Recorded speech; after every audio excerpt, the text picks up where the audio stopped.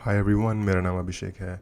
और अगर यहाँ होने वाले डिस्कशन से आपके पर्सपेक्टिव में कुछ ऐड होता है तो कंसीडर करो सब्सक्राइब करना, लाइक करो, और कमेंट में कोई फीडबैक हो तो बता सकते हो। वैसे तो बहुत कम सब्सक्राइबर हैं इस चैनल पे, लेकिन आई थिंक वो काफ़ी एंथुजियास्टिक हैं जो भी हैं। तो मुझे काफ़ी सजेशंस मिलते रहते हैं कि इस पर्टिकुलर वीडियो को चेक करो, इसको चेकआउट करो।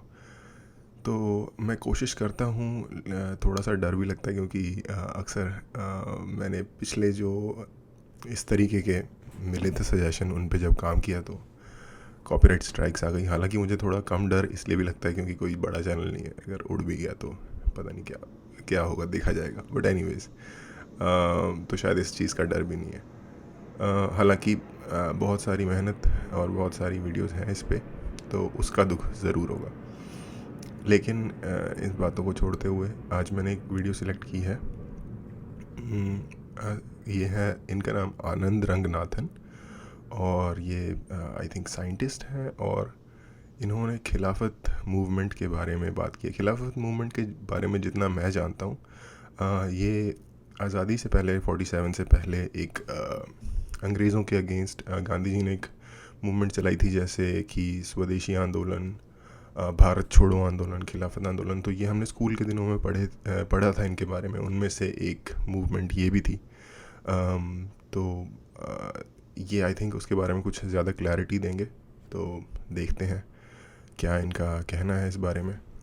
आनंद रंगनाथन, और ये एक चैनल है पॉलिटिकल तमाशा। इस चैनल के ऊपर ये वीडियो है। मैं लिंक में डाल दूँगा, अगर आपको ओरिजिनल वीडियो देखनी हो तो डिस्क्रिप्शन में, सॉरी, लिंक डाल दूँगा।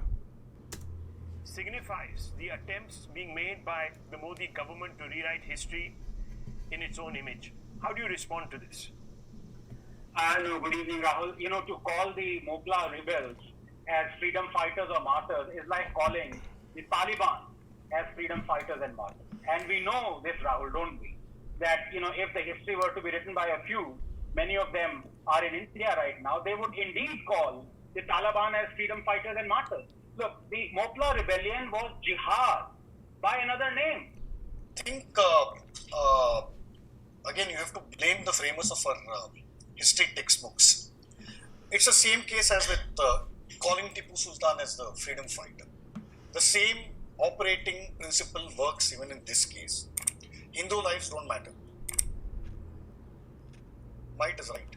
An attempt to convert Darul Harb to Darul Islam, and no one understood this better than Dr. Ambedkar himself. A country which is ruled by a kafir, said Ambedkar, is Darul Harb to a Musliman. And sympathy which predispose persons. Okay, थोड़ी सी clarity मैं बता देता हूँ जितनी मेरी understanding है इस बारे में। जो ये कॉन्सेप्ट है दारुल हर्ब और दारुल इस्लाम का, ये जब प्रॉफिट मोहम्मद की डेथ हो गई उसके बाद जो सेकंड कैलिफ या जिस इंडिविजुअल के हाथ में कमांड आई नेक्स्ट, उसका नाम था उमर की आई थी सेकंड। उनसे पहले जिनकी आई थी, मुझे अभी क्लियरली नाम याद नहीं है, तो उन्होंने और उमर ने, इन दोनों ने मिल के, क्योंकि उनके ऊपर अटैक्स हो रहे थे और बाहर से भी और इंटरनली जो फैक्शन में जो लड़ाइयाँ हो रही थी, तो उन्होंने अपने लोगों को रैली करने के लिए उनके अगेंस्ट ये इस तरह की एक डॉक्ट्रिन, जिसे डॉक्ट्रिन कहा जा सकता है या आइडियोलॉजी कहा जा सकता है, इसका ईजाद किया। ये मेरी अंडरस्टैंडिंग है, हो सकता है मैं गलत हूँ या सही हूँ। क्योंकि आप चीज़ें पढ़ते हो हर जगह, जो जहाँ से भी आप पढ़ते हो वहाँ लिखने वाले की भी अपने बायसेस होते हैं या अपने सोर्सेज होते हैं। ओरिजिनल सोर्स से तो आप पढ़ नहीं रहे, ऑफ कोर्स ओरिजिनल सोर्स ढूंढना मुश्किल है। तो ये मेरी अंडरस्टैंडिंग है सो फार। तो उन्होंने एक अपने लोगों को रैली करने के लिए एक आइडियोलॉजी डेवलप की, और जस्ट ये आइडियोलॉजी नहीं, इस्लामिक जितने भी आप जूरिस्प्रूडेंस आज के टाइम पे देखते हो, वो सारे बाद के दिनों में एक तरीके के कंसेंसस, जो कि इस्लामिक टर्म्स में इजमा कहते हैं, जिसको, उनके उस कंसेंसस के बेसिस पे ये सारे नियम आए हैं जो आज के टाइम में, जिससे कि वो अपनी सोसाइटी को चलाना पसंद करते हैं या उनको लगता है कि ये सही तरीका होगा चलाने का। तो जिस आइडियोलॉजी के बेस में उन्होंने अपनी लोगों को रैली किया था कि जो लोग हमसे लड़ाई कर रहे हैं वो हर्ब है, यानी कि वो मतलब वॉर वाली जगह है, वो वहाँ पे जाके हम वॉर कर सकते हैं, और जहाँ पे हम हैं ये इस्लाम है, यहाँ पे मतलब शांति है, यहाँ पे लड़ाई नहीं करनी। तो एक तरीके से लोगों को डायरेक्ट करने के लिए, अब और जब आपको पता है किसी भी आइडियोलॉजी को शुरू में शायद किसी दूसरे मकसद के लिए स्टार्ट किया गया हो, बट उसका जो यूज़ हो जाता है बाद में वो हमेशा ही नेगेटिव वजहों से हो सकता है। बाद के जो कॉन्करर्स थे उन्होंने उसी आइडिया का यूज़ बड़े बड़े दूसरे देशों पे कॉन्कर करने के लिए किया, और हम हिस्ट्री में इस पैटर्न को कंटिन्यूसली रिपीट होता हुआ देखते आए हैं कि एक आइडिया का इन्वेंट होता है और फिर बाद में उस आइडिया का नेगेटिव पॉजिटिव जिस भी तरह से यूज़ किया जाए बहुत बड़ी बड़ी पॉपुलेशंस पे के उत्पीड़न के लिए उसका इस्तेमाल होता है। जो सेकंड इन कमांड जो जिनको पहली कमांड मिली थी प्रॉफेट मोहम्मद के डेथ के बाद, उनका नाम मुझे याद आएगा तो मैं बता दूंगा आपको। To obey the authority of government do not simply exist, unquote. In the Mopla rebellion, it was Gandhi who pinched his nose and plunged into this murky waters of religious appeasement and terror, and it was Ambedkar who saw through Gandhi. I know him better than most other people because he had opened his real fangs to me, you see, and I could see the inside of the man, you see, while others who generally went there as devotees, you see, saw nothing of him. And these records are not being unearthed right now, Rahul. They are 100 years old. The pity is all our successive governments have airbrushed it. So all these instances of quotes of Ambedkar and Gandhi are 100 years old. They exist. It's the fact that Indians have not been made to read them. अच्छा, इस चीज़ पे भी ना जो गांधी का अम्बेडकर के बारे में कहना या अम्बेडकर का गांधी के बारे में कहना, सबसे पहले तो हमें ये समझना होगा कि हम 21st सेंचुरी में बैठ के 2021 में बैठ के या 2015 में बैठ के आज के स्टैंडर्ड पे गांधी और अम्बेडकर को जज नहीं कर सकते। और उससे भी पहले हमें ये समझना होगा कि गांधी और अम्बेडकर कोई क्या कहते हैं देवदूत नहीं थे, वो लोग इंसान थे हमारी तरह। हम में से जो अच्छे से अच्छे लोग भी अपने आप को मानते होंगे उनको भी अपने दिल के अंदर ये पता होगा कि हमारे कितने सारे बायसेस हैं, हमारे कितने लालच हैं, हमारे अंदर कितने तरह के डर हैं, हम कितनी बार वो चीज़ें नहीं करते या वो बातें नहीं बोलते जो करनी चाहिए या बोलनी चाहिए थी, क्योंकि हमारे अंदर किसी न किसी तरीके की किसी चीज़ का लालच था या किसी चीज़ का डर था। तो गांधी और अम्बेडकर और नेहरू ये सब भी इंसान थे, इनके भी अंदर अपनी अपनी कमियां रही होंगी। जो भी कोई अपने लीडर्स के बारे में एक लाइक होलियर देन दाऊ वाली इमेज रखता है वो गलती पे है। बेसिकली उसका सोचने का तरीका अभी डेवलप नहीं हुआ है, ऐसा आप समझ सकते हो। तो उन लोगों की भी कमियां थी और उन लोगों के भी एक दूसरे, क्योंकि वो ह्यूमन थे तो उन लोगों के भी एक दूसरे के अगेंस्ट विचार हो सकते थे, डिसएग्रीमेंट्स हो सकते थे एक दूसरे के अगेंस्ट। तो अगर अम्बेडकर ने ये चीज़ें गांधी के बारे में कही हैं, मैं टोटली बिलीव करने के लिए तैयार हूँ कि कही होंगी। ये तो हमारे एजुकेशन सिस्टम की प्रॉब्लम है कि हम उन लोगों को गॉड के लेवल पे शो करते हैं। हम उन लोगों को ये नहीं दिखाते, हम बच्चों को ऐसे नहीं दिखाते कि भाई वो भी इंसान ही थे, हालांकि उन्होंने कुछ ऐसे काम किए जो एक आम इंसान से बढ़ के थे। सिंपल इतनी सी बात है। कोई ये एक फ़र्क है जब हम उनको उनकी इंसान वाली आदतें देखते हैं, उनकी एक आम आदमी वाली उनके ट्रेट्स देखते हैं, पर्सनालिटी ट्रेट्स, और फिर हम रिकंसाइल नहीं कर पाते उस चीज़ को जो कि हमारी एजुकेशन सिस्टम ने इन सारे लीडर्स के बारे में हमारी इमेज बनाई हुई थी। ये जो चीज़ें एक दूसरे के साथ रिकंसाइल नहीं होती, क्लैश होती हैं एक दूसरे के साथ, तो हमारे दिमाग में जो गड़बड़ सी उठ जाती है ये उसकी प्रॉब्लम है। सिंपल, ये कोई बहुत कॉम्प्लेक्स इशू नहीं है कि ओ वो इतने साजिश चल रही थी, ये चल रहा था, ऐसा कुछ नहीं है। The Muslims, he said, preached the doctrine that India under the British government was Darul Harab. I'm quoting Ambedkar now from his work. The aim was to establish the kingdom of Islam.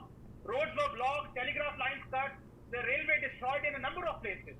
Khilafat flags were flown, the Ernad and Valurana were declared Khilafat kingdoms.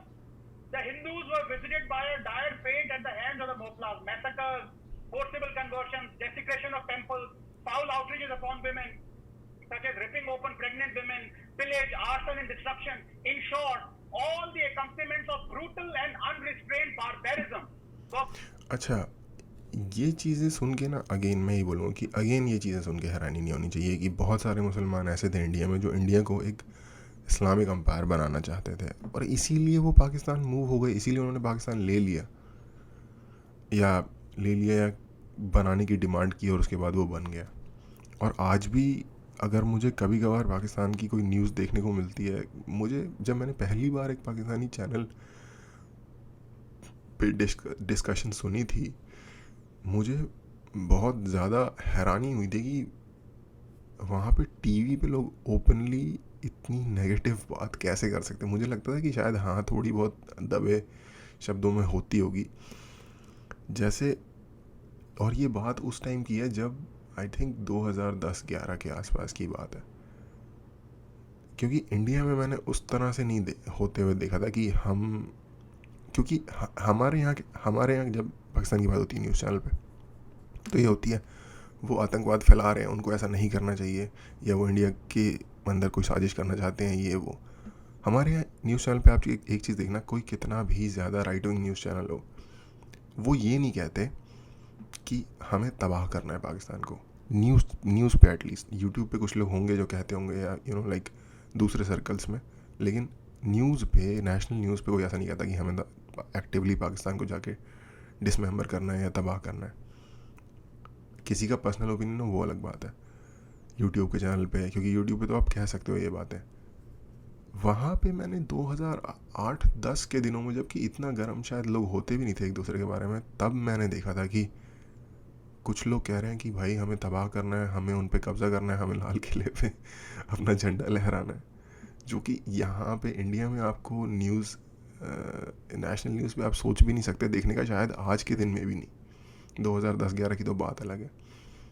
और जब मैंने वो सुना 2010 में, मुझे सिर्फ अफसोस हुआ ये सोच के, जैसे दुख हुआ कि जो लोग ये इसे देखेंगे उसमें से कुछ लोग गलेबल भी होंगे जो इनकी बातों में बह भी जाएंगे, और फिर वो सच में ऐसा सोच भी रहे होंगे। क्योंकि इस चीज़ को इमेजिन करो कि अगर उनको झंडा लहराना है लाल किले पे, हो पाए नहीं हो पाए वो बात की बात है, उसके लिए कितनी बड़ी वॉर होगी और कितने लोग मरेंगे, और वो लोग सिर्फ डोमिनेशन साबित करने के लिए उस हद तक जाने के लिए तैयार हैं। इसको सोच के सिर्फ आपको ये लगता है कि यार इंसान का जो प्रोग्रेस है वो कितना लो लेवल पे है आज के दिन में भी। एक जो कॉन्शियसनेस है माइंड की, वो कहाँ गड्ढे में अटकी हुई है ये। क्योंकि जो अपने आप को बड़े से बड़ा फन्ने खा या 30 मार खा भी सोच रहा है, उसकी 80 से 90 साल की ज़िंदगी है, और उसके बाद उसका नाम लेने वाला भी कोई बच जाए तो इज़्ज़त से, तो बहुत गनीमत की बात समझनी चाहिए उसे।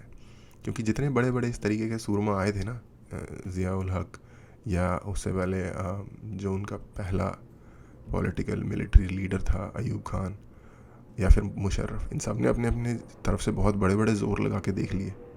आज इनको ही इनके ही देश में आधे लोग गालियाँ देते हैं, आधे लोग प्रेज़ करते हैं। तो क्या फ़ायदा है ऐसी चीज़ का? अगर आप इतने ही ज़बरदस्त इंसान थे तो शायद आपको हर कोई प्रेज़ करता होता। बट एनीवे, तो मेरा कहने का मतलब ये है कि ये बात तो सिंपली अगर आप थोड़ा सा बॉर्डर के उस पार देख लोगे तो आपको पता चल जाएगा कि लाखों करोड़ों की संख्या में ऐसे मुस्लिम होंगे जो इंडिया को या तो उस नज़र में पसंद करते होंगे जबकि इंडिया एक मुस्लिम एम्पायर हो, या फिर उसको हेट करते होंगे।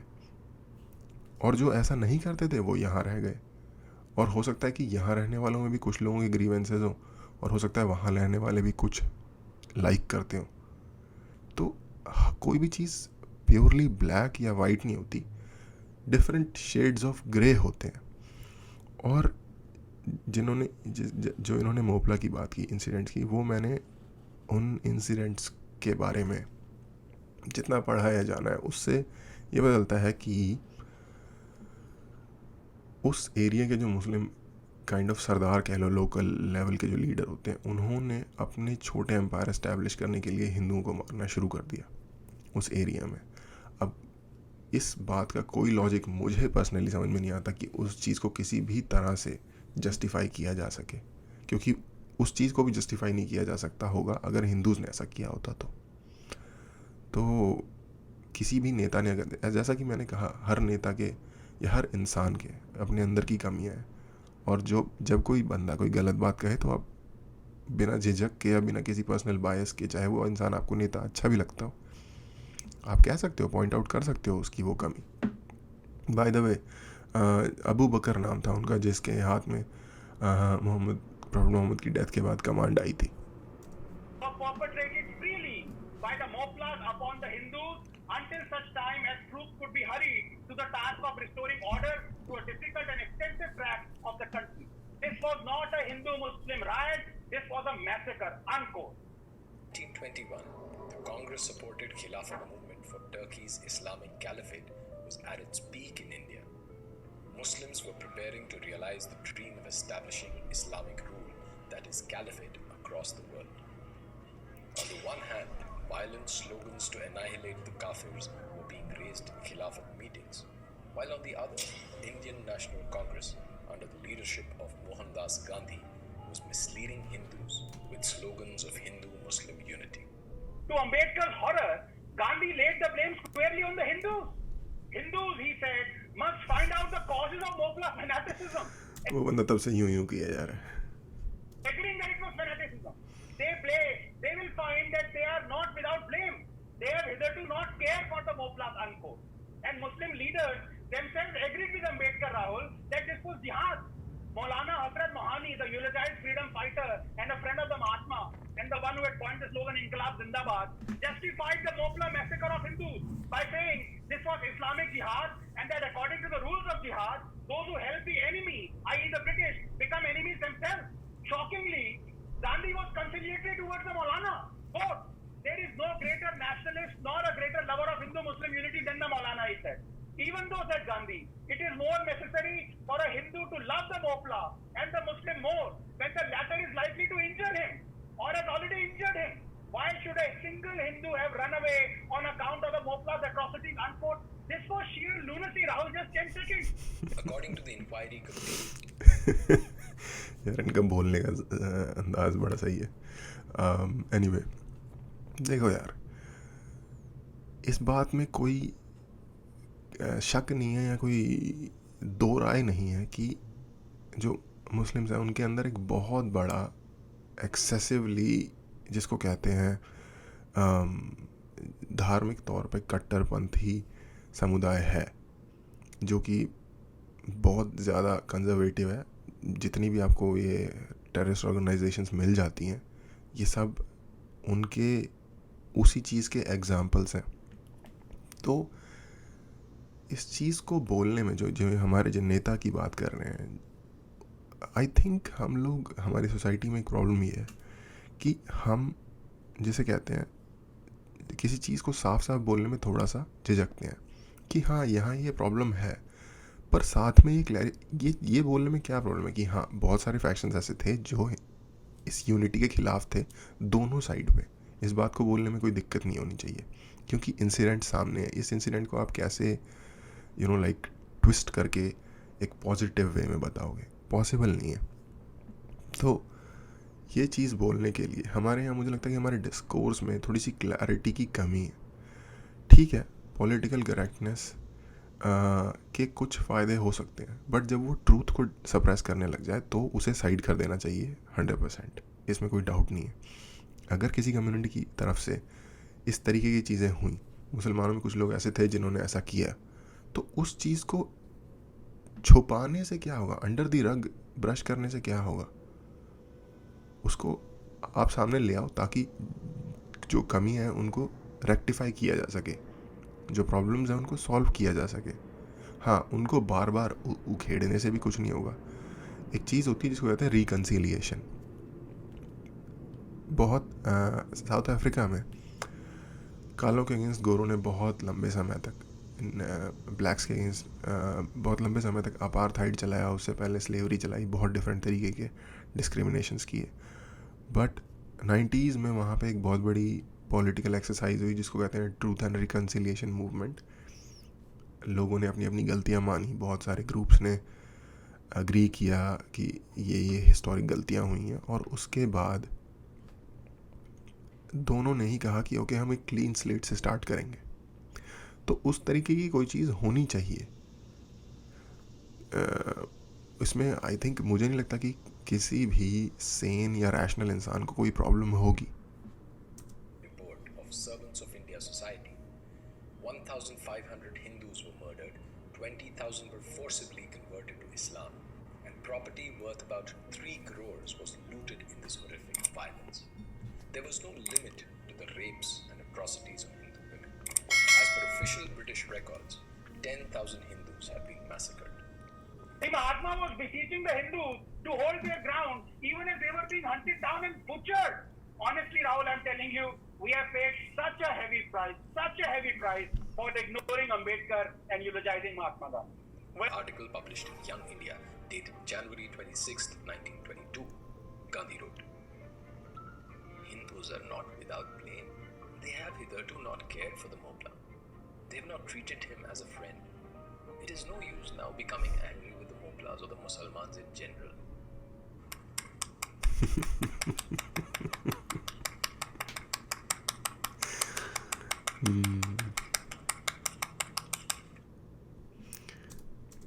जो ये शायद अब अपने तालियां मारी है ना, इससे बेटर जवाब मैं भी इस बात का नहीं दे सकता। पता नहीं यार, गांधी जी को मैं बहुत ज़्यादा पसंद करता हूँ उनकी बहुत सारी वजहों की, उनकी बहुत सारी चीज़ों की वजह से। लेकिन जैसा कि मैंने शुरू में ही कहा था, हर इंसान में प्रॉब्लम्स होती हैं, हर इंसान की नेगेटिव चीज़ें भी आपको मिल जाएंगी, उसकी सोच में बहुत सारी कमियां आपको मिल जाएंगी, उसके आइडियाज़ में बहुत सारी वीकनेस आपको मिल जाएंगी। सेम चीज़ गांधी के बारे में भी कही जा सकती है। ये नहीं है कि गांधी जी का हर आइडिया परफेक्ट था। इस सिचुएशन में क्या होना चाहिए अगर एक बहुत बड़े रिलीजियस ग्रुप ने एक दूसरे रिलीजियस ग्रुप के ऊपर इस तरीके से एक तरीके का नरसंहार शुरू कर दिया? जो भी लॉ एंड ऑर्डर की सिचुएशन है वहाँ पे, उन लोगों को आइडेंटिफाई करो, अरेस्ट करो और उनको उनके जो उन्होंने क्राइम किए हैं उसके अगेंस्ट उनके ऊपर केस चलाओ और उनको सज़ा दो। ये एक सबसे डिसेंट न्याय इंसाफ वाली बात है। जो गांधी जी कह रहे हैं ना, वो इंसाफ के साथ भी खरा नहीं उतर रहा, अगर उन्होंने ऐसा सच में कहा है तो, और कहा होगा क्योंकि उनकी सोच शायद कुछ अलग ही डायमेंशन में चल रही थी। तो यस, मेरी ओपिनियन है कि जो लोग ऐसा करते हैं उनके साथ ऐसा होना चाहिए, क्योंकि मैं ये नहीं चाहता कि दूसरी कम्युनिटी भी सामने से जाके फिर उनको मैसेकर कर दे, क्योंकि फिर ये एक अनएंडिंग साइकिल बन जाएगा। लॉ एंड ऑर्डर ही है जो कंट्रीज़ को चलाता है। इस पर मैं पहले भी काफ़ी बात कर चुका हूँ कि यूएसए दुनिया की ग्रेटेस्ट कंट्री इसलिए है क्योंकि वहाँ लॉ एंड ऑर्डर है और कुछ नहीं है, सिर्फ लॉ एंड ऑर्डर। कोई गलती करता है उसको सज़ा मिलती है, कोई किसी के साथ गलत करता है, कोई किसी की चीज़ रख लेता है या देता नहीं है, उसको सज़ा मिलती है। सिंपल ये चीज़ है। एनीवे, इनको मैं और ज़्यादा देखने की कोशिश करूँगा, और मोपला के बारे में मुझे बहुत ज़्यादा नहीं पता, तो थोड़ा मैं उस पर भी पढ़ने की कोशिश करूँगा। आज के लिए इतना ही। देखने के लिए थैंक यू।